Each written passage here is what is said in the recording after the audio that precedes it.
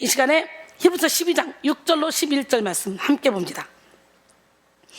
히브리서 12장 6절로 11절 말씀 큰 소리로 함께 읽습니다. 시작. 주께서 그 사랑하시는 자를 징계하시고 그가 받아들이시는 아들마다 채찍질하심이라 하였으니 너희가 참음은 징계를 받기 위함이라. 하나님의 아들과 같이 너희를 대우하시나니 어찌 아버지가 징계하지 않는 아들이 있으리요. 징계는 다 받는 것이거늘 너희에게 없으면 사생자요 친아들이 아니니라. 또 우리 육신의 아버지가 우리를 징계하여도 공경하였거든 하물며 모든 영의 아버지께 더욱 복종하며 살려하지 않겠느냐. 그들은 잠시 자기의 뜻대로 우리를 징계하였거니와 오직 하나님은 우리의 유익을 위하여 그의 거룩하심에 참여하게 하시느니라. 무릇 징계가 당시에는 즐거워 보이지 않고 슬퍼 보이나 후에 그로 말미암아 연단받은 자들은 의와 평강의 열매를 맺느니라. 할렐루야. 오늘은 사랑의 해석 첫 번째 시간 징계하는 사랑이라는 제목으로 은혜를 나눌 텐데, 우리가 철저히 나 자신을 내려놓고 사랑의 해석을 할 줄 알아야 돼. 그래야 성경 속에 있는 이 징계를 달게 받을 수가 있고 성경 속에 있는 이 책망, 교훈을 달게 받을 수가 있습니다. 사랑은 하나님께서 인류를 이끌어 가시는 근원적인 동력이 되는 하나님의 속성입니다. 하나님은 우리를 사랑하시기 때문에 예수 그리스도를 이 땅 가운데 보내셔서 핏값으로 우리를 구원하셨습니다. 또한 성령으로 우리가 함께 하시며 반복되는 잘못에도 오래 참으시고 우리 삶에 세밀하게 간섭하셔서 우리를 재창조해 나가십니다. 하나님의 형상대로 지음받았던 우리는 하나님의 사랑에 대한 근본적인 갈망이 있습니다. 그리고 비록 죄로 인해 타락해서 온전하지는 않지만 하나님의 사랑에 대한 그림자로서의 여러 종류의 사랑을 받고 또 사랑을 함으로 삶의 풍요와 만족을 경험하고자 합니다. 그러므로 사랑은 우리 인생에서 가장 중요한 역할을 감당하고 있다고 해도 과언이 아닐 만큼 우리 삶의 큰 비중을 차지합니다. 많은 사람들이 사랑에 의해 웃고 사랑에 의해 울며 사랑으로 인해 치료받고 사랑 때문에 상처받기도 합니다. 인생의 희노애락을 결정적인 열쇠가 사랑이죠. 사랑에는 인생의 활기를 더하고 기쁨과 행복을 증진시키는 놀라운 힘이 있습니다. 사랑이 닿는 곳마다 무너졌던 질서가 회복되고 완악했던 마음이 부드러워지며 무력했던 영혼이 소생되는 역사가 일어납니다. 칼 베닝거는 사랑은 사람들을 치료한다. 사랑을 받는 사람, 사랑을 주는 사람 할 것 없이 모두가 다 치료받는다는 거죠. PJ 베일리는 사랑은 마음의 즐거운 특권이다. 사랑은 모든 살아있는 것의 이유이다 라고 했어요. 할렐루야. 저는요, 모든 만물도 사랑스럽고 모든 사람이 다 사랑스러워. 있는 모습 그대로 다 사랑스러워. 신기하잖아요. 이 은혜를 받았어. 오늘 이 은혜를 여러분이 받아야 돼. 또한 사랑은 상황을 역전시키고 분위기를 전환하는 힘이 있습니다. 미움의 자리에 사랑이 임하면 용서의 자리가 되고 슬픔의 자리에 사랑이 임하면 기쁨이 되며 상처의 자리에 사랑이 임하면 간증의 자리가 되죠. 예, 아무리 험악하고 거친 성품을 가진 자라 할지라도 사랑에 빠져버려봐. 사랑에 빠져버리면 아주 부드러운 모습으로 변화됩니다. 또 소심하고 연약한 자라 할지라도 사랑에 빠지면 용감해집니다. 즉 사랑은 능동적이고 역동적인 힘으로써 우리 인생을 변화시키는 능력입니다. 그러므로 우리는 하나님의 사랑 안에 거하며 사랑을 유통하는 삶을 살아야 돼요. 예수 그리스도의 사랑을 재현하여 외롭고 고독한 영혼, 아프고 지친 영혼을 살려야 합니다. 요한일서 4장 7절로 8절 사랑하는 자들아 우리가 서로 사랑하자. 사랑은 하나님께 속한 것이니 사랑하는 자마다 하나님께로부터 나서 하나님을 알고 사랑하지 아니하는 자는 하나님을 알지 못하나니 하나님은 사랑이십니다. 할렐루야. 성도는 하나님의 사랑 안에 거할 때 담대하며 하나님의 사랑을 누릴 때 능동적인 삶을 살아갈 수가 있습니다. 하나님의 사랑이 인생의 원동력이 될 때 열정의 불이 꺼지지 않고 그리스도의 사랑이 신앙의 원동력이 될 때 믿음의 경주를 완주할 수 있습니다. 그래서 우리는 늘 하나님의 사랑 안에 머물며 그 사랑을 오롯이 느껴야 합니다. 자녀는 부모의 사랑을 풍족히 느낄 때 건강한 자아를 형성하게 되고 제자는 스승의 사랑을 깨달을 때 학업의 진보를 이루게 됩니다. 부부가 서로 사랑을 느낄 때 건강한 가정생활이 지속되고 친구가 서로 사랑을 느낄 때 우정의 뿌리는 더욱더 깊어집니다. 미국 트로이트의 빈민가에서 태어나 불량한 친구들과 어울려 패싸움이나 벌이는 한 흑인 불량 소년이 있었습니다. 그는 피부가 검다는 이유로 백인 친구들 사이에서 따돌림을 당했습니다. 초등학교 때는 항상 꼴찌를 도맡아 했습니다. 신의 손이라는 별명을 가진 존 호킨스 의대 소아과 의사 벤 카슨의 이 어린 시절의 이야기입니다. 그에게는 가난, 이혼한 부모, 검은 피부, 그리고 꼴찌라는 커다란 장애물이 있었어요. 그런데 그에게 하나님이 주신 최고의 보물이 있었습니다. 바로 기도하는 어머니 쇼나 카슨이었어요. 어머니 쇼나 카슨은 끝없이 그를 인정해주고 격려해주고 용기를 주었고, 남의 집에서 밭을 보러 허드렛 일을 하면서도 기도의 자리를 떠나지 않았습니다. 이런 어머니의 헌신적인 사랑을 통해 벤 카슨은 어려운 환경 중에서도 최고의 의사가 될 수 있었어요. 징계하는 사랑은 우리를 포기하지 않으시는 하나님의 사랑의 다른 이름이에요. 징계 이면에는 포기하지 않는 하나님의 인내가 있고, 우리를 만들어 가시는 하나님의 열심이 있습니다.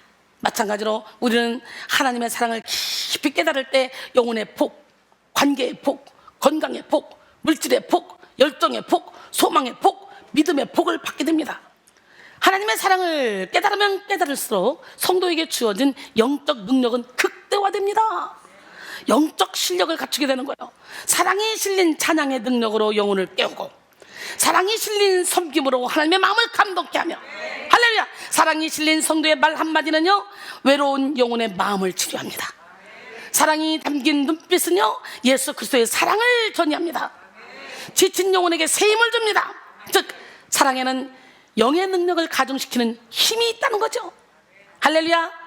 반면 사랑이 없는 찬양, 사랑이 없는 기도, 사랑이 없는 말씀, 사랑이 없는 섬김, 사랑이 없는 헌신은 하나님의 마음을 기쁘시게 할 수도 없고 사람의 마음을 움직일 수도 없습니다. 고린도전서 13장 1절로 3절, 내가 사람의 방언과 천사의 말을 할지라도 사랑이 없으면 소리나는 구리와 울리는 꽹과리가 되고, 내가 예언하는 능력이 있어 모든 비밀과 모든 지식을 알고 또 산을 옮길 만한 모든 믿음이 있을지라도 사랑이 없으면 내가 아무것도 아니오. 내가 내게 있는 모든 것으로 구제하고 또 내 몸을 불사르게 되어줄지라도 사랑이 없으면 내게 아무 유익이 없느니라 그랬어요. 오늘 예수님의 사랑, 아가페의 사랑을 온몸으로 체험하는 여러분 모두가 되셔서 이 땅에서도 진리의 자유 가운데 행복하게 사시기를 원합니다. 여러분, 우리는 사랑을 하되 예수를 닮은 사랑, 이타적인 사랑, 희생적인 사랑으로 영혼을 살려내야 합니다. 하나님의 사랑은 영혼을 살리는 사랑이며 상처를 치유하는 사랑이며 무너진 질서를 회복하는 사랑입니다. 반면 하나님께로부터 오지 않은 변질된 사랑, 병든 사랑, 이기적인 사랑은 영혼을 해치고 오히려 상처를 주며 질서를 무너뜨립니다. 그러므로 사랑의 열매를 통해 사랑의 출처를 바로 분별할 수 있는 우리 모두가 되어야 될 줄 믿습니다. 이 세상에는 수많은 종류의 사랑이 존재합니다. 낭만적이고 열정적인 육체적인 사랑을 의미하는 에로스, 깊은 우정을 의미하는 스토지, 중독적이며 자극적인 사랑을 의미하는 마니아, 논리적이고 현실적인 사랑을 의미하는 프라그마, 희생적이고 이타적인 사랑을 의미하는 아가페 사랑이 있죠. 육체적이고 중독적인 사랑의 근원은 자기 만족과 자기 쾌락입니다. 자기 만족을 위한 사랑은 이기적이고 제한적인 사랑으로 상처만 남기죠. 그러나 이타적인 사랑, 곧 아가페의 근원은 하나님이시라는 걸 알아야 돼요. 하나님이 주신 사랑은 제한도 없습니다. 조건도 없습니다. 그런 사랑으로 우리의 영혼력을 만족케 합니다. 사랑하는 성도 여러분, 우리 아가페의 사랑을 가집시다. 하나님은 우리를 살리기 위해 자신의 독생자를 이 땅에 보내실 정도로 우리를 사랑하셨고, 우리도 그렇게 서로 사랑하라 그랬어요. 그렇게 서로 용서하라 그랬어요. 요한일서 4장 9절로 11절, 하나님의 사랑이 우리에게 이렇게 나타난 바 되었으니 하나님이 자기의 독생자를 세상에 보내심은 그로 말미암아 우리를 살리려 하심이라. 사랑은 여기 있으니 우리가 하나님을 사랑한 것이 아니요 하나님이 우리를 사랑하사 우리 죄를 속하기 위하여 화목제물로 그 아들을 보내셨습니다. 사랑하는 자들아, 하나님이 이같이 우리를 사랑하셨은즉 우리도 서로 사랑하는 것이 마땅하도다 그랬어요. 하나님은 희생을 감수하면서 우리를 사랑하셨고 희생의 열매로서 우리에게 생명을 허락하셨습니다. 하나님의 사랑 때문에 죄의 노예였던 우리는 하나님의 자녀가 되었고, 하나님의 사랑으로 말미암아 처절한 무능과 무지에 갇혀있던 우리는 하나님의 권세를 덧입은 영광을 얻게 되었습니다. 요한복음 1장 12절로 13절, 영접하는 자 곧 그 이름을 믿는 자들에게는 하나님의 자녀가 되는 권세를 주셨으니 이는 혈통으로나 육정으로나 사람의 뜻으로 나지 아니하고 오직 하나님께로부터 난 자들이니라. 할렐루야. 요한복음 3장 16절에 보니까 하나님이 세상을 이처럼 사랑하사 독생자를 주셨으니 이는 그를 믿는 자마다 멸망하지 않고 영생을 얻게 하려 하심이라. 이제 우리는 하나님의 사랑 가운데 거하며 날마다 하나님과 사랑의 교제를 나누어야 합니다. 특별히 하나님과 깊은 사귐의 은혜를 누리는 성도는 모든 것을 사랑으로 해석할 수 있는 지혜를 얻게 됩니다. 사랑의 해석 능력을 받게 되는 거죠. 우리가 누군가와 사랑에 빠지면 온 세상이 아름다워 보입니다. 그렇듯이 하나님과 사랑에 빠지는 순간 모든 상황을 사랑으로 해석하게 됩니다. 당장 가난의 문제가 해결되지 않아도 건강의 문제, 관계의 문제, 이런 문제들이 해결되지 않아도 그 속에 담긴 하나님의 사랑을 해석합니다. 하나님의 사랑으로 말미암아 기세등등하게 공격해오는 사탄의 공격 앞에서도 두려워하지 않고 끈질기게 다가오는 이 죄의 유혹 앞에서도 흔들리지 않습니다. 나를 사랑하는 하나님이 모든 것을 넉넉히 이기게 하실 것이라는 확신이 있기 때문에 그렇죠. 로마서 8장 35절로 39절까지 보니까 누가 우리를 그리스도의 사랑에서 끊으리요? 환난이나 공고나 박해나 기근이나 적신이나 위험이나 칼이라. 기록된 바 우리가 종일 주를 위하여 죽임을 당하게 되며 도살당할 양같이 여김을 받았나이다 함과 같으니라. 그러나 이 모든 일에 우리를 사랑하신 이로 말미암아 우리가 넉넉히 이기느니라. 내가 확신하노니 사망이나 생명이나 천사들이나 권세자들이나 현재일이나 장래일이나 능력이나 높음이나 기쁨이나 다른 어떤 피조물이라도 우리를 우리 주 그리스도 예수 안에 있는 하나님의 사랑에서 끊을 수 없으리라 그랬어요. 할렐루야. 우리 모두는 해석 능력자가 되어 고난의 이면에 담긴 하나님의 축복을 해석하고 시련 이면에 담긴 하나님의 의도를 파악하고 징계 이면에 담긴 하나님의 사랑을 해석해야 합니다. 사랑의 해석은 인생에 주어진 모든 문제를 은혜로 누리게 하고 인생에 닥친 시련 속에서도 하나님의 사랑의 손길을 붙잡게 합니다. 사랑의 해석은 극심한 환난 중에도 하나님의 은혜를 누리게 하고 깊은 고난의 밤중에도 하나님의 사랑을 느끼게 합니다.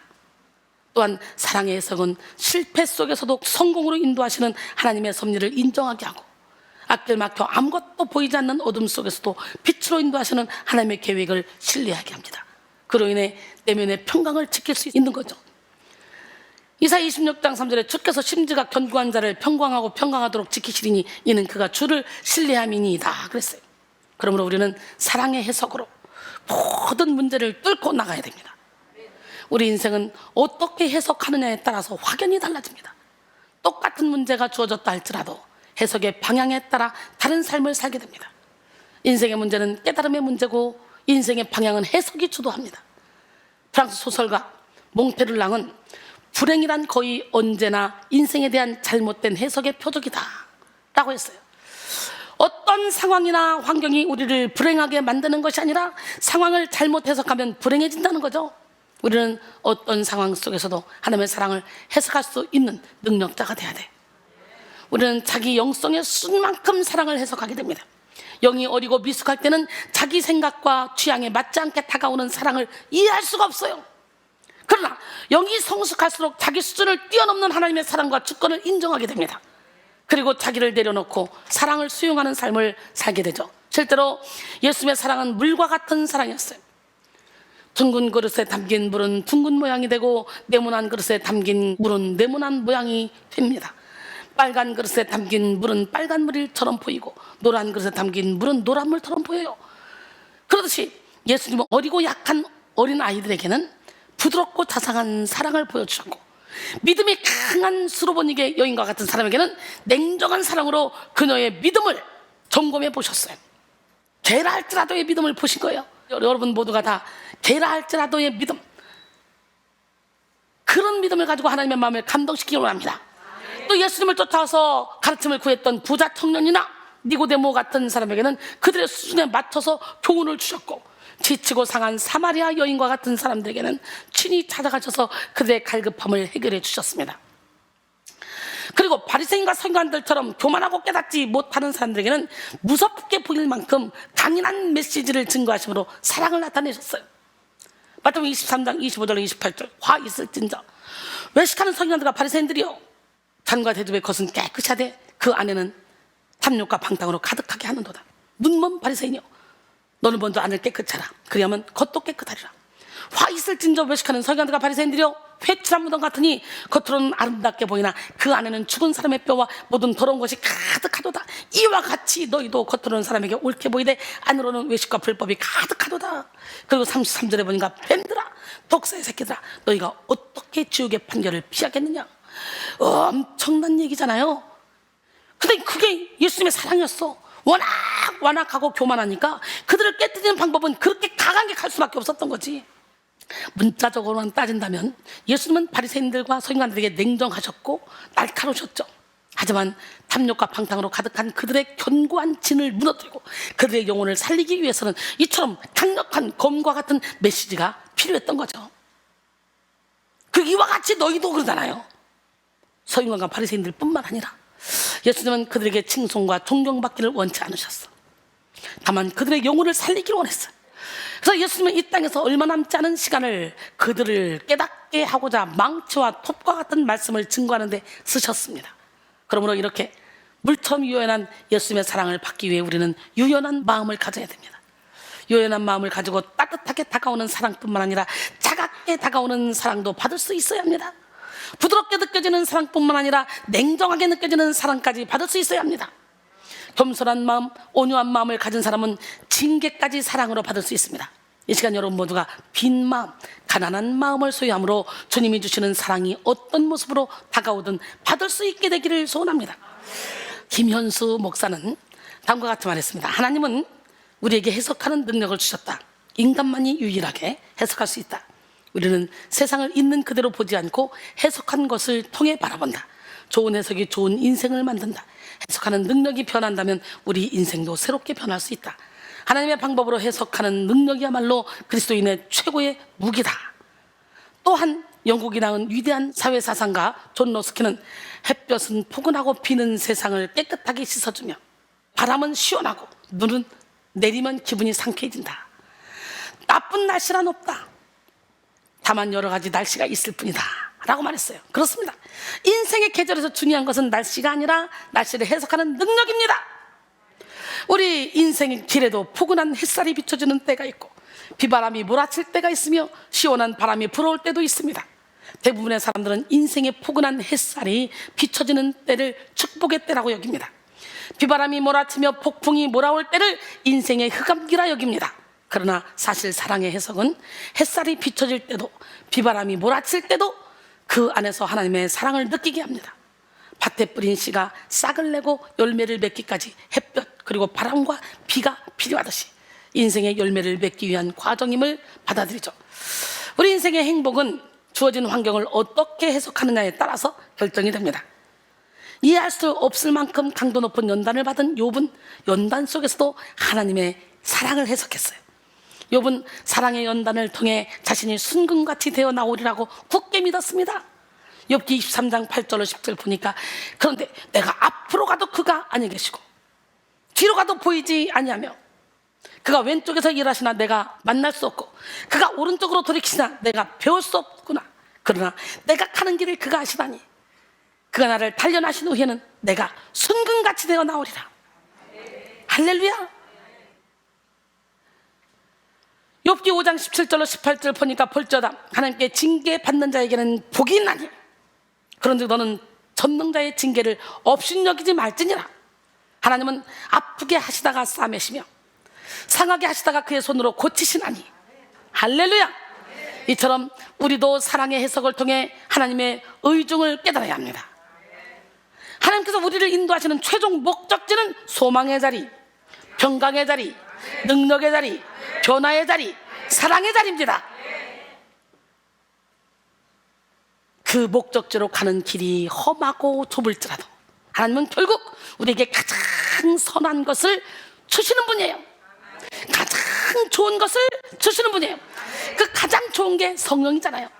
마태복음 7장 7절로 11절 구하라 그러면 너에게 주실 것이요 찾으라 그러면 찾아낼 것이요 문을 두드리라 그러면 너에게 열릴 것이니 구하는 이마다 받을 것이요 찾는 이는 찾아낼 것이요 두드리는 에게는 열릴 것이니라. 너희 중에 누가 아들이 떡을 달라는데 돌을 주며 생선을 달라는데 뱀을 줄 사람이 있겠느냐. 너희가 악한 자라도 좋은 것으로 자식에게 줄 줄 알거든 하물며 하늘에 계신 너희 아버지께서 구하는 자에게 좋은 것으로 주시지 않겠느냐 그랬어요. 사랑의 해석을 위해서는 반드시 영적 성장을 이루어야 합니다. 어린아이들은 부모의 사랑을 특정 행위로 제한할 때가 많이 있습니다. 예를 들어 부모가 자신에게 사탕을 준다거나 과자를 줄 때, 또 원하는 장난감을 사줄 때 부모의 사랑을 확인하곤 하죠.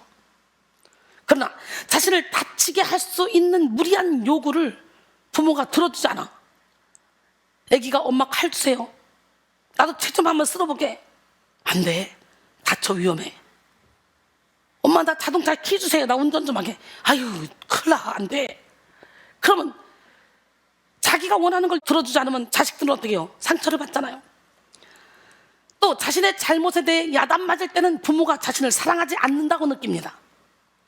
부모는 자녀에게 영양분이 되는 음식을 먹이기 원하지만 자녀는 자기 입에 단 것만 먹으려고 하잖아요. 자녀가 계속해서 단 것만 요구한다고 해도 부모는 결코 단 것만 허락하지 않죠. 그러나 부모의 마음을 모르는 어린 자녀는 부모의 사랑을 오해합니다.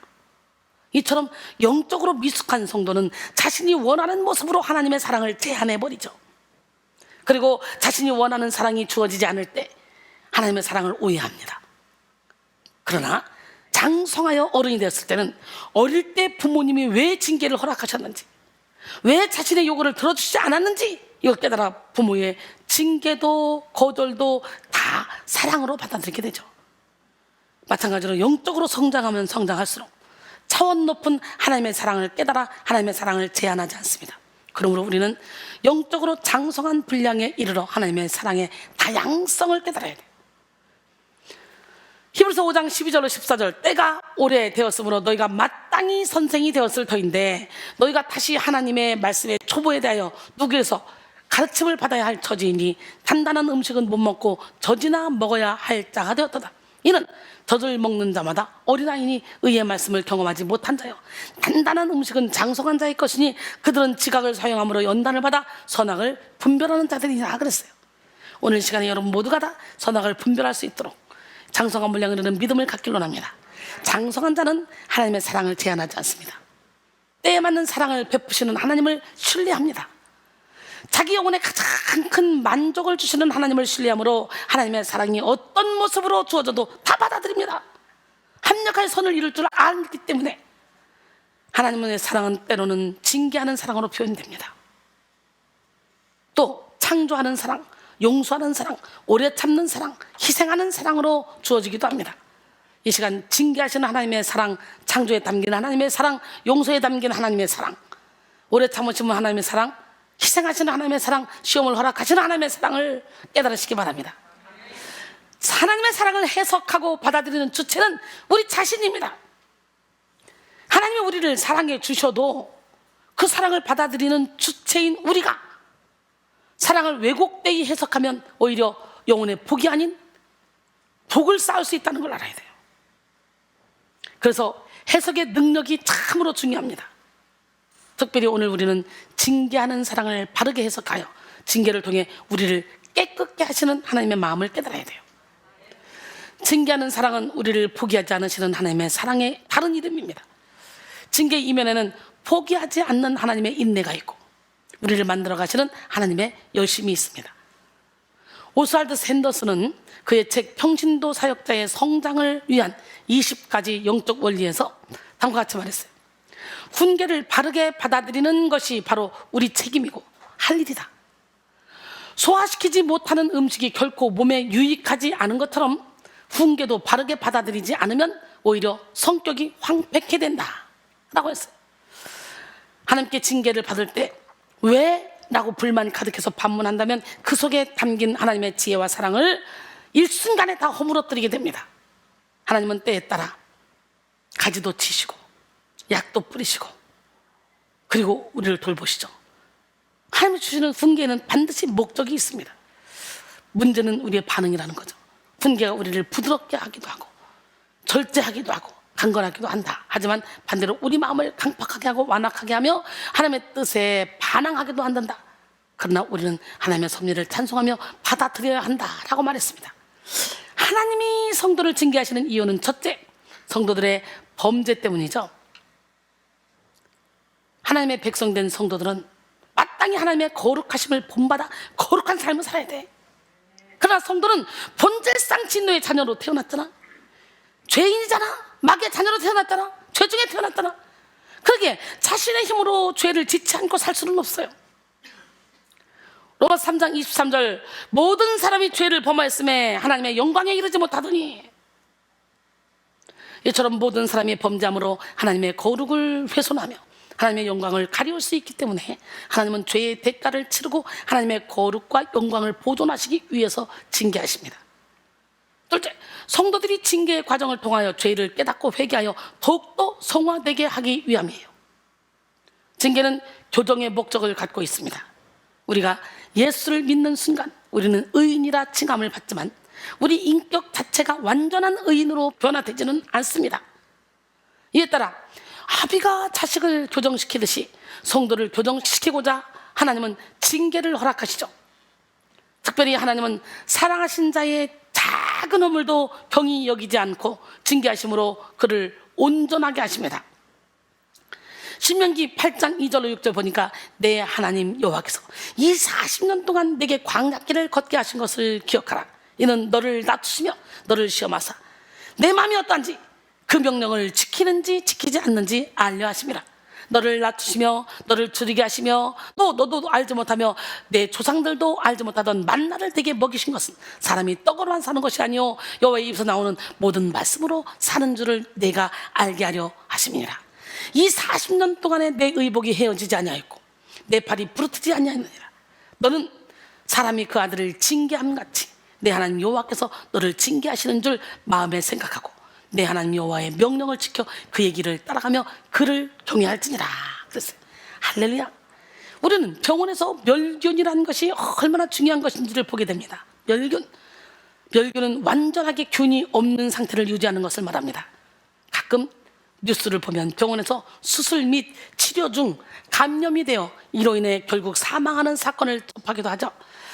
멸균을 유지하지 못해 생기는 현상입니다. 특히 수술실에서는 수술할 부위를 위해서 개복하는 과정이 있기 때문에 수술 집도를 하는 모든 사람들이 먼저 철저하게 소독액으로 소독하고 멸균된 옷과 장갑과 장비들을 착용하고 사용하죠.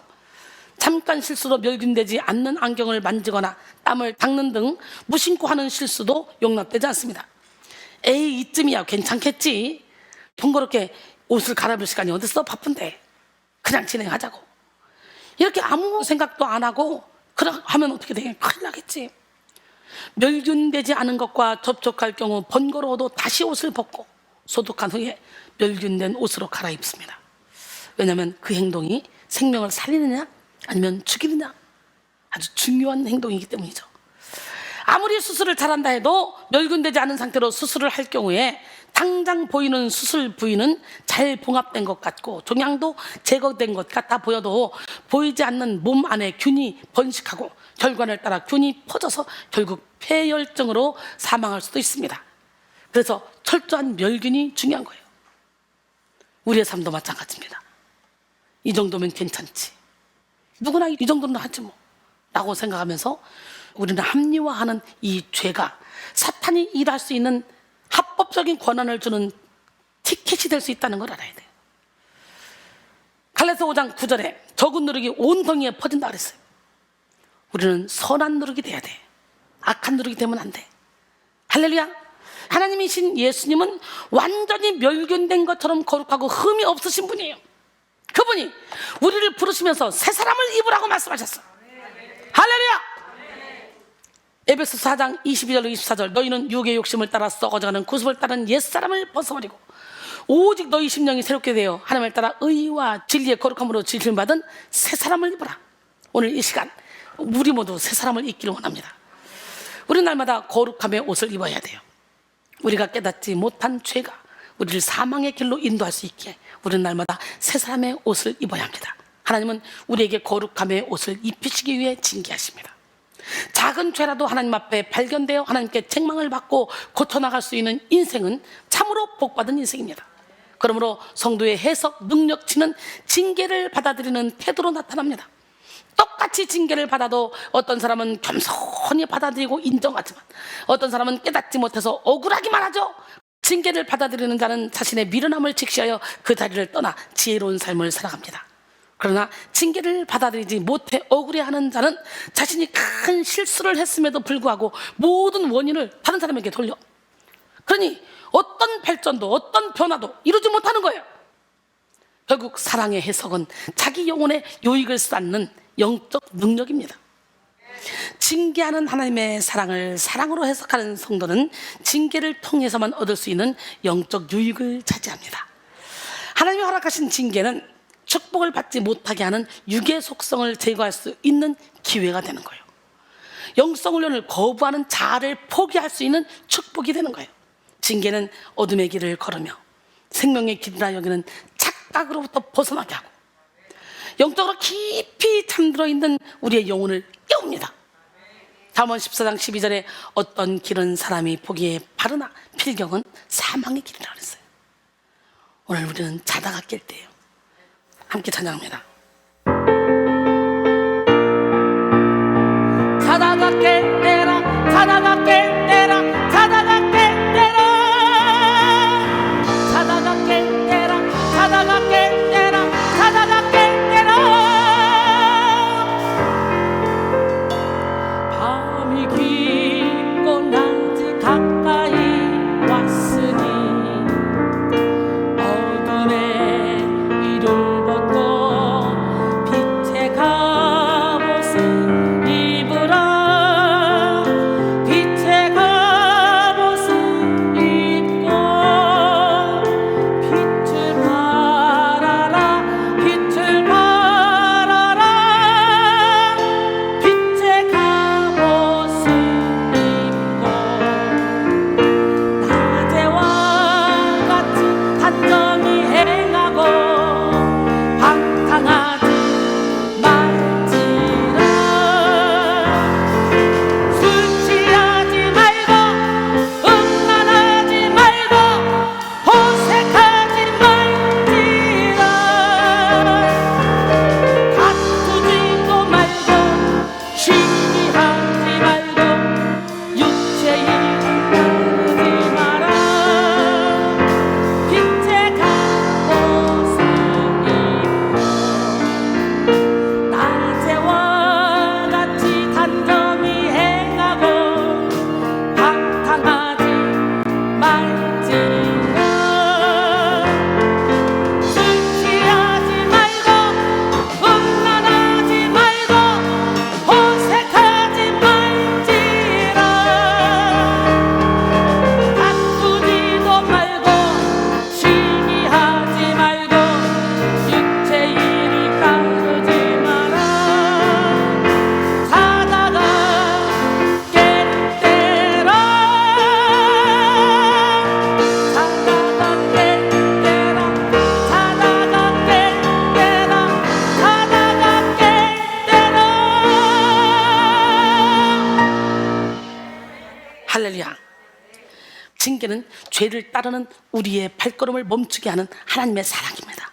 영원한 죽음을 막는 하나님의 은혜입니다. 징계가. 아멘. 어느 날 5살 된 어린이가 호기심으로 교회의 헌금 주머니에서 동전 하나를 훔쳤습니다. 그 사실을 알게 된 아이의 아버지는 호되게 매로 징계했습니다. 이 어린이는 그날의 실수를 교훈 삼아 평생 단 한 번도 남의 것에 손을 대지 않았습니다. 정직한 삶을 살기 위해 노력했습니다. 그는 살면서 땀 흘리지 않고 거액을 벌어들일 수 있는 몇 번의 기회가 있었지만 이를 단호히 거부했습니다. 그의 정직성은 갈수록 빛을 발했고 훗날 미국의 대통령에 당선이 됐어요. 그의 이름은 지미 카터. 지미 카터는 어른이 되어서도 어린 시절의 기억을 떠올리며 남을 돕는 일에 앞장섰다고 합니다. 어린 시절 아버지의 사랑의 매는 그의 일생의 가장 중요한 기억이자 가르침이었습니다. 결국 하나님의 징계는 우리를 하나님의 사람답게, 거룩한 백성답게, 하나님의 사명자답게 세워나갑니다. 오늘 본문은 우리를 징계하시는 하나님의 의도가 사랑임을 명확히 설명하고 있습니다. 오늘 본문 히브리서 12장 6절로 7절, 주께서 그 사랑하시는 자를 징계하시고 그가 받아들이시는 아들마다 채찍질하심이라 하였으니 너희가 참음은 징계를 받기 위함이라. 하나님의 아들과 같이 너희를 대우하시나니 어찌 아버지가 징계하지 않는 아들이 있으리요. 징계는 다 받는 것이거늘 너에게 없으면 사생자요 친아들이 아니니라 그랬어요. 본문에서 사용된 징계하시고에 해당하는 파이디오는 본래 어린이와 함께 있다라는 뜻인데요, 본문에서는 양육하다, 가르치다, 습관을 들이다 라는 의미가 추가되었습니다. 즉 하나님은 징계를 통해 자녀된 우리를 교육하신다는 거예요. 당시 유대 사상으로는 징계는 최후의 심판에서 보호하기 위한 하나님의 사랑으로 보았습니다. 하나님의 징계는 성도들로 하여금 심판을 당하지 않게 하시는 사랑의 징표인 것입니다. 우리를 사랑하시는 하나님은 우리가 멸망의 길로 나가는 것을 지켜만 보지 않으시고 징계해서라도 방향을 돌이키시려고 합니다. 때로는 채찍질을 하셔라서라도 사망의 길로 나가는 우리의 발걸음을 멈추신다 그랬죠. 그래서 채찍질 하심으로 번역된 이 마스티고이는 현재 시제로 계속해서 매질하다라는 의미를 가지고 있어요. 계속해서 매질, 말 안 들으면 계속해서 매질하는 거예요. 원형 마스티고는 살점이 떨어지도록 심하게 채찍질하다라는 의미입니다. 하나님은 반복적으로 죄를 따르며 은혜를 망각하는 우리의 못된 근성을 변화시키기 위해서 지속적인 징계를 허락하신다는 거예요. 그렇다면 하나님은 왜 가혹하게 느껴질 정도의 채찍을 허락하실까요? 하나님이 우리를 아들로 확정하셨고 상속자로 정화하셨기 때문이에요. 본문 6절에서 7절에 사용된 이 아들에 해당하는 휘오는 아버지의 유업을 상속하는 아들이라는 법적 개념을 가진 단어입니다. 여러분, 이 세상에서 기업 하나 물려받기 위해서도 어때요? 강도 높은 훈련이 주어지잖아요. 옛날에 왕들 세울 때 그 어린 아기들부터 왕 훈련을 시키느라고 얼마나 강도 높게 훈련을 시킵니까? 필요한 지식을 쌓고 분명을 단정히 해야 하며 사람의 마음을 살만한 언어의 능력을 쌓고 전체를 다스릴 수 있는 통찰력의 훈련을 받잖아요. 이외에도 수도 없이 많은 어려움과 훈련에 돌입하여 기업의 상속자가 되기까지 수많은 노력을 하게 되죠. 하물며 하나님의 기업을 물려받는 하나님의 사람들에게 얼마나 강도 높은 훈련이 필요하겠습니까? 그러니까 죄와 싸우기를 피 흘리기까지 싸우라 그랬잖아요. 하나님은 우리에게 하나님의 유업을 주시기 위해 가장 영광스러운 것을 주시려 훈련을 허락하시는 거예요. 로마서 8장 16절로 18절 성령이 친히 우리의 영과 더불어 우리가 하나님의 자녀인 것을 증언하시나니 자녀면 또한 상속자 곧 하나님의 상속자요 그리스도와 함께한 상속자니 우리가 그와 함께 영광을 받기 위하여 고난도 함께 받아야 할 것이니라. 생각하는데 현재 고난은 장차 우리에게 나타날 영광과 비교할 수 없도다 그랬어요. 할렐루야. 하나님의 징계는 우리를 하나님의 쓰시기에 합당한 자로 거듭나게 합니다. 하나님의 징계는 축복받을 만한 그릇을 넓히게 만듭니다. 다시 말해 징계는 오히려 축복을 가져오는 전조라고 할 수가 있는 거예요. 사무엘하 7장 14절에 나는 그에게 아버지가 되고 그는 내게 아들이 되리니 그가 만일 죄를 범하면 내가 사람의 매와 인생의 채찍으로 징계하려니와. 하나님은 예비하신 복을 우리에게 주시기 위해 먼저 우리를 깨끗하게 하는 작업을 허락하십니다. 깨끗한 그릇이 되지 않으면 하나님 주신 축복을 변질시켜서 오히려 교만의 길, 멸망의 길로 갈 수 있기 때문이죠. 그래서 우리는 징계 속에 담긴 사랑의 의도를 깨달아 하나님의 뜻대로 변화되어야 돼요. 이 시간 징계에 담긴 하나님의 사랑을 지혜롭게 해석하는 그런 자의 모습을 돌아보면서 우리 또한 지혜로운 삶을 살기를 원합니다. 징계를 사랑으로 해석하는 성도는 징계를 통해 죄를 돌이켜 신앙 양심을 회복하는 기회로 삼습니다. 양심의 사전적 의미는 선악을 구별할 줄 아는 도덕적 분별력인데요, 하나님께서 태초에 인간을 창조하셨을 때 당신의 형상을 닮은 아름다운 양심을 허락하셨습니다. 그러나 죄악으로 인해 타락한 양심은 그 기능을 잃어버리게 되었죠. 하나님이 우리를 징계하시는 이유 중 하나는 우리로 하여금 죄로부터 돌이켜 하나님께서 원래 창조하셨던 선한 양심을 회복시키기 위함입니다. 십자가에 완전히 못 박히지 않은 자아는 우리를 죄의 자리, 교만의 자리, 불신의 자리로 인도합니다. 예수 그리스도의 보혈로 씻지 않은 우리의 근성은 자기 고집을 버리지 못하고 자기 우상을 버리지 못하게 하죠. 그로 인해 하나님의 말씀을 들어도 깨닫지 못하고 하나님보다 자신을 주인 삼아 하나님보다 앞설 때가 많이 있어요. 그런데 무서운 것은요, 죄를 지으면 지을수록 우리의 신앙 양심과 마음을 굳게 하여 죄의 자리로부터 돌이킬 필요성조차 느끼지 못하게 한다는 거죠. 심지어 죄로 인해 영적 감각이 무뎌진 성도는 스스로를 의롭게 여기기까지 하잖아. 그러다 보니 회개할 기회가 주어져도 기회를 잡지 못하고, 죄의 자리를 돌이킬 기회가 주어져도 그 기회를 잡지 못하는 거죠. 마음이 완악한 자, 봐도 보지 못하고 들어도 듣지 못하고 깨닫지 못하는 사람, 오늘 이 시간에 빨리 회개하고 돌아오시기 바랍니다. 그렇게 죄를 깨닫지 못하는 미련한 우리를 깨우시는 하나님의 방법이 바로 뭐냐? 징계입니다. C.S. 루이스는 왜 환난이 있는가? 그것은 대부분의 사람들이 이 큰 일을 당하기 전까지는 하나님의 음성에 대해서 무관심하기 때문이다. 이런 인생을 향해서 고통은 하나님의 뜻을 전하는 확성기다 라고 했어요. 할렐루야! 고통이 뭐라고? 하나님의 뜻을 전하는 확성기. 하나님은 우리의 죄의 본성을 제거하시고 우리로 하여금 신앙 양심을 회복케 하시려고 징계를 허락하십니다. 그러므로 우리는 징계의 때 죄를 돌이켜 선한 양심을 회복해야 합니다. 시편 26편 2절에 여호와여 나를 살피시고 시험하사 내 뜻과 내 양심을 단련하소서. 할렐루야. 오늘 여러분의 뜻과 여러분의 양심을 단련하도록 여러분 자신을 내어드리기 원합니다.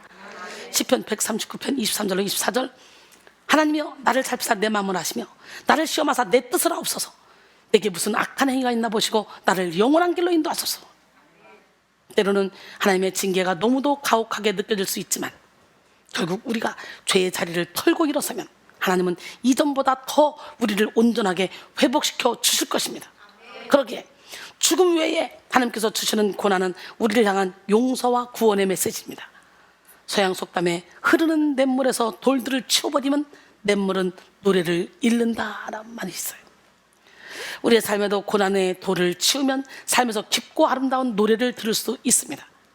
고난의 돌을 치우면, 할렐루야, 맡겼던 모든 담을 무너뜨리면, 우리의 인생에 시험과 고통에 직면하게 될 때, 내 힘으로 안 될 때 하나님을 찾게 되죠. 그래서 고린도서 1장 8절로 9절 형제들아 우리가 아시아에서 당한 환난을 너희가 모르기를 원하지 아니하니 심히 겹도록 심한 고난을 당하여 살 소망까지 끊어주고 우리 마치 우리 자신이 사형 선고를 받은 줄 알았으니 이는 우리로 자기를 의지하지 말고 오직 죽은 자를 다시 사시는 하나님만 의지하게 하심이라.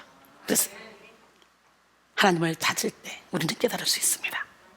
고난을 당할 때는 우리의 잘못을 모르나 고난 후에 깨닫게 된다는 거죠. 그러기에 하나님은 우리를 살리기 위해서 고난을 허락하시는 거예요. 징계를 받을 때 우리는 하나님 앞에 돌아가야 됩니다. 호세아 6장 1절로 3절 오라 우리가 여호와께로 돌아가자. 여호와께서 우리를 찢으셨으나 도로 낫게 하실 것이요 우리를 찢으셨으나 싸매 주실 것입니다. 여호와께서 이틀 후에 우리를 살리시며 셋째 날에 우리를 일으키시니 우리가 그의 앞에서 살리라.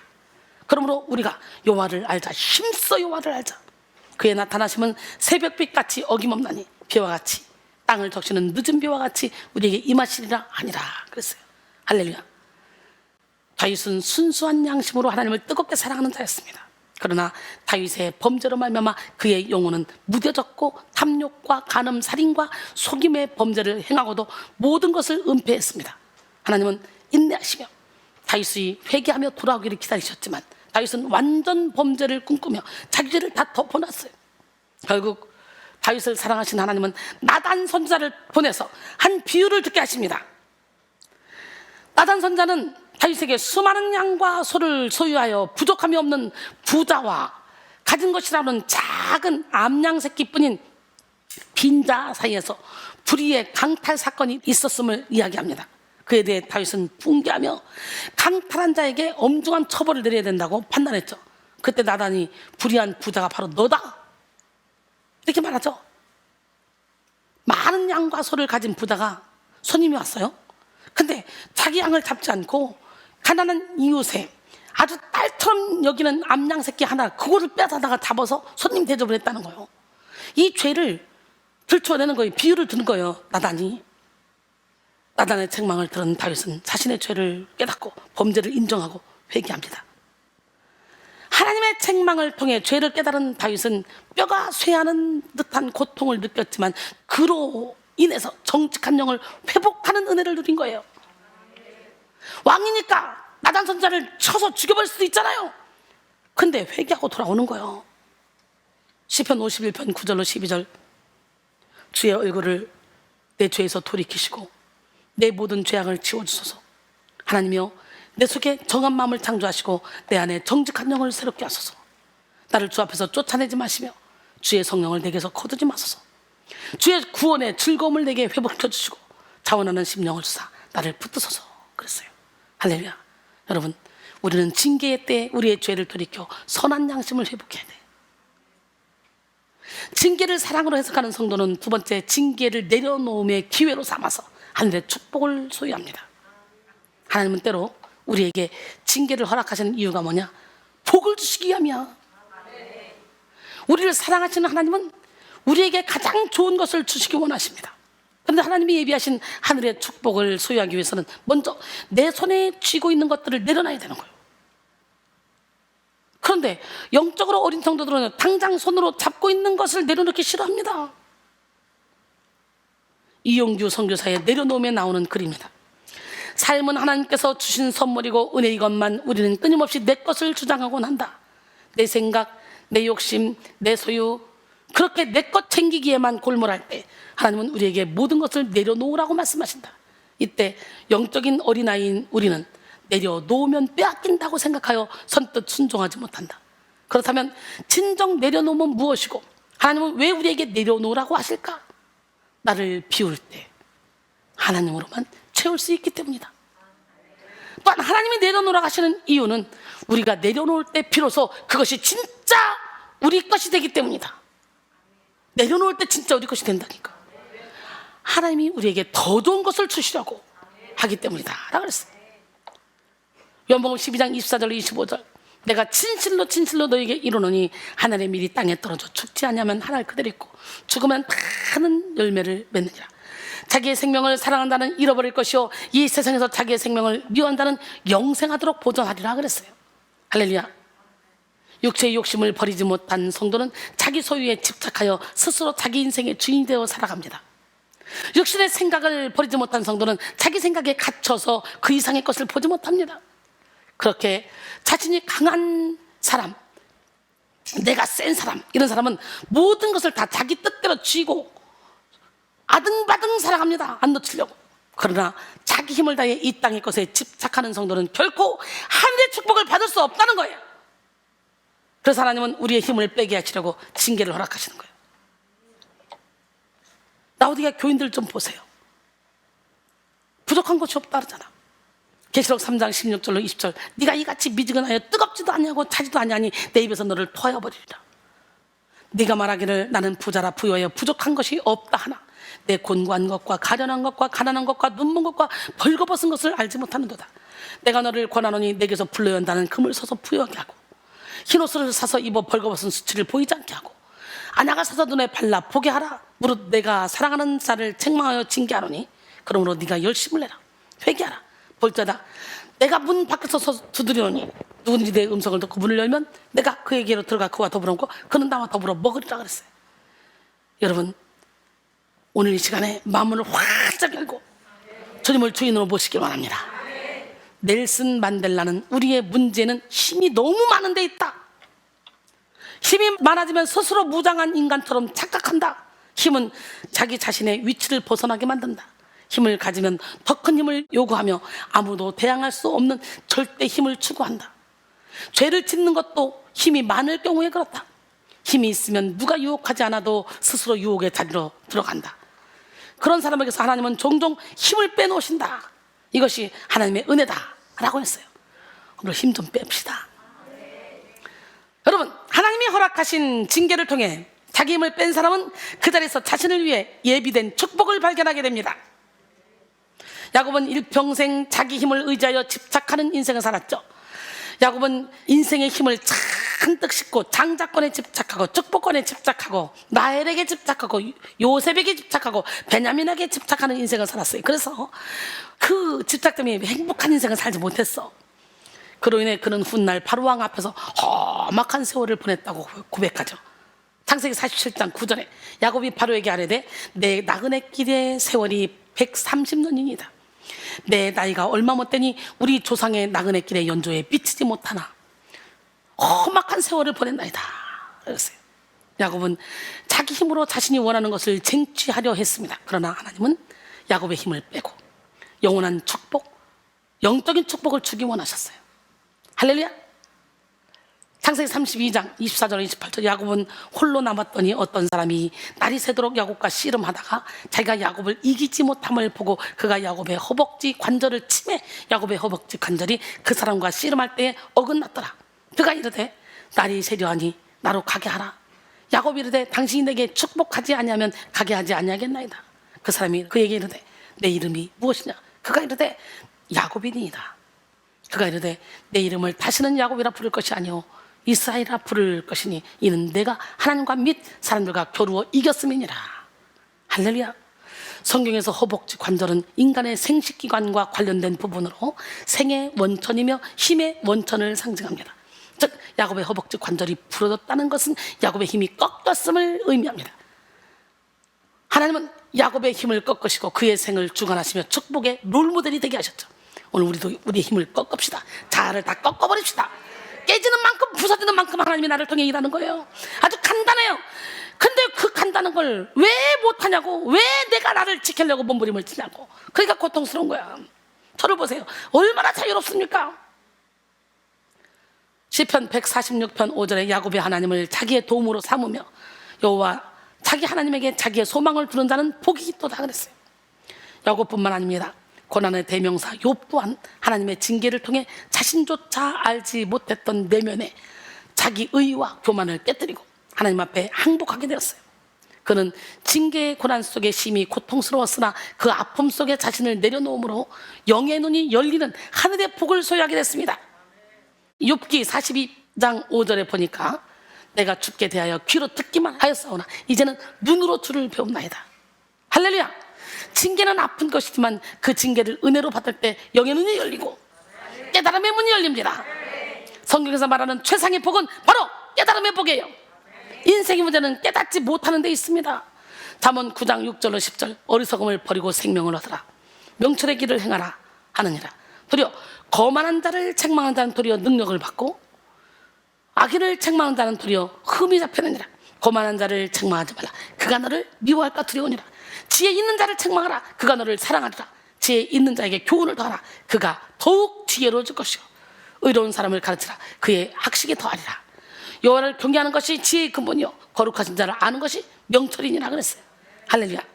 이 시간 진리를 깨달음으로 영혼의 참된 자유의 복을 누리는 여러분 되기를 원합니다.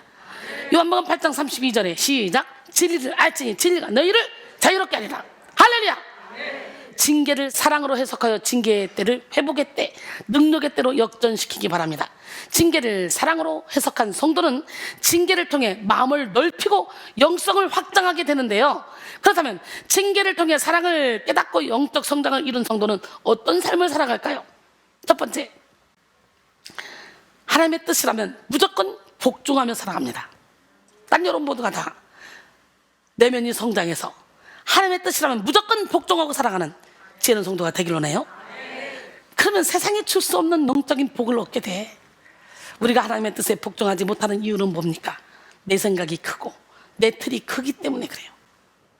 그러나 징계를 통해 내 고집이 꺾이고 내 생각을 내려놓는 자는 징계라 할지라도 하나님의 뜻이라면 기쁨으로 받아들이게 되죠. 어떤 이유나 원인을 묻지 않은 채 하나님의 선하심을 신뢰하여 하나님을 따릅니다. 오늘 본문 9절에 또 우리 육신의 아버지가 우리를 징계하여도 공경할 것을 하물며 모든 영의 아버지께 더욱 복종하며 살려 하지 않겠느냐 그랬어요. 복종에 해당하는 휘포카케솜에 달하는 철저한 복종을 의미합니다. 하나님이 우리를 징계하실 때 공경뿐만 아니라 철저하게 복종해야 한다는 것이죠. 성도는 자아의 소리를 다스릴 때 복종할 수 있고 죄의 소리를 차단할 때 복종할 수 있습니다. 즉 복종은 자신을 포기한 성도의 능력이라고 할 수 있죠. 그러므로 우리는 징계를 통해 철저히 나를 포기할 때 하나님의 뜻에 복종하는 삶을 살 수 있습니다. 할렐루야. 징계를 통해 성장한 성도의 삶 두 번째 뭐냐? 거룩하심에 참여하여 정결한 삶을 살아갑니다. 죄를 짓는 것이 더 어려워요. 선을 행하기가 더 쉬워요. 하나님의 손에 완전히 붙들려 버리면. 오늘 본문 10절에 보니까 그들은 잠시 자기의 뜻대로 우리를 징계하였거니와 오직 하나님은 우리의 유익을 위하여 그의 거룩하심에 참여하게 하시느니라 그랬어요. 뭘 위하여? 우리의 유익을 위하여. 성도에게 허락하신 하나님의 징계의 궁극적인 목적은 하나님의 거룩하심에 참여하게 하시는 것입니다. 즉 하나님의 징계가 우리를 하나님의 거룩한 성품을 담게 하는 기회라는 거죠. 하나님은 하나님을 위해서가 아닌 우리 자신의 유익을 위해서 우리에게 권면하십니다. 이 유익은 현재보다 우리의 믿음이 성숙해지는 것과 하나님의 거룩하심에 영원히 참여하는 거예요. 살전 4장 7절을 보니까 하나님이 우리를 부르심은 부정하게 하심이 아니요 거룩하게 하심이네요. 성도가 누릴 가장 큰 특권이자 축복은 영혼의 성결함을 덧입어서 하나님의 형상을 회복하는 거예요. 살전 4장 3절 하나님의 뜻은 이것이니 너희의 거룩함이라. 베드로서 1장 15절로 16절 오직 너희를 부르신 거룩한 이처럼 너희도 모든 행실에 거룩한 자가 되라. 기록됐을 때 내가 거룩하니 너희도 거룩할지어다 그랬어요. 고린도전서 3장 16절로 17절 너희는 너희가 하나님의 성전인 것과 하나님의 성령이 너희 안에 계시는 것을 알지 못하느냐. 누구든지 하나님의 성전을 더럽히면 하나님이 그 사람을 멸하시리라. 하나님의 성전은 거룩하니 너희도 그러하니라 그랬어요. 하나님의 거룩함은 부정한 것, 죽음, 어둠으로부터 구별된 상태를 의미합니다. 즉 하나님의 징계를 받는 성도들 역시 모든 정결함과 선함과 참 생명의 상태에 이르게 된다는 거예요. 마지막으로 징계를 통해 성장한 성도의 삶은 의와 평강의 열매를 맺게 됩니다. 할렐루야. 오늘 본문 11절에 무릇 징계가 당신은 즐거워 보이지 않고 슬퍼 보이나 후에 그로 말미암아 연단받은 자들은 의와 평강의 열매를 맺느니라. 할렐루야. 여기서 맺느니라로 번역된 아포디도시는 되돌려주다, 빛을 갚다라는 의미로 사용되는데요, 이는 마땅히 주어야 될 것을 되돌려주는 것을 의미합니다. 즉 징계로 연단된 자에게 주어지는 의와 평강의 열매는 원래 하나님이 주시기로 정해 놓으신 것입니다. 여기서 말하는 의는 단순히 순간적으로 주어지는 칭의가 아니라 완전한 구원의 상태를 의미합니다. 즉 징계를 통해 성장한 성도는 완전한 구원의 상태에 이르러 천국 가는 그날까지 믿음을 지키게 되는 거죠. 또한 여기서 평강안에 해당하는 에이레니코는 피가 마를 정도의 강도 높은 경주와 투쟁 끝에 승리한 선수가 누리는 휴식을 의미하는 거예요. 즉 신앙의 경주를 모두 마치고 승리한 자에게 하나님이 주시는 완전한 평강을 의미합니다. 여러분 하나님 나라는 여기 있다 저기 있다가 아니고 여러분의 마음속에 있다 그랬죠? 로마서 14장 17절에 보니까 하나님의 나라는 먹고 마시는 것이 아니오 오직 성령 안에 있는 의와 평강과 희락이라 했어요. 할렐루야. 결론적으로 오늘 우리는 사랑의 해석, 징계하는 사랑이라는 제목으로 은혜를 나눴는데요, 사랑의 해석은 인생에 주어진 모든 문제를 은혜로 누리게 하며 인생에 닥친 시련 속에서도 하나님의 사랑의 손길을 붙잡게 합니다. 사랑의 해석은 극심한 환난 중에도 하나님의 은혜를 누리게 하고 깊은 고난의 밤중에도 하나님의 사랑을 느끼게 합니다. 그러므로 우리는 사랑의 해석으로 모든 문제를 다 뚫고 나가야 돼요. 징계를 사랑으로 해석하는 성도는 징계를 통해 돌이켜 신앙 양심을 회복하는 기회로 삼습니다. 징계를 내려놓음의 기회로 삼아 하늘의 축복을 소유합니다. 징계를 통해 성장한 성도의 삶은 하나님의 뜻이라면 복종함에 따릅니다. 거룩하심에 참여하여 정결한 삶을 살아갑니다. 그리고 의와 평강의 열매를 맺습니다. 할렐루야. 징계 속에 담긴 하나님의 사랑을 해석하여 징계를 통해 성결한 삶, 정직한 삶, 경건한 삶을 사는 자로 거듭나 의와 평강의 열매를 맺는 여러분 모두가 되기를 주님의 이름으로 축원합니다. 할렐루야.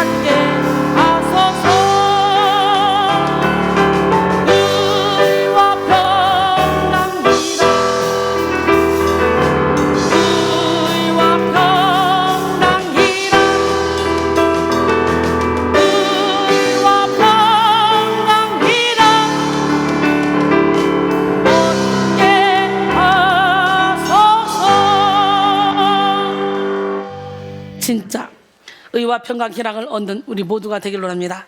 우리는 연약하고 부족하지만 우리 하나님이 우리와 함께 하시면 능치 못함이 없습니다. 저와 여러분의 인생길이 험하고 고통 중에 아우성칠 때 우리 하나님은 찾아오셔서 우리의 모든 삶을 인도해 주십니다. 함께 찬양하며 찬송 중에 거한 하나님을 만나기를 원합니다.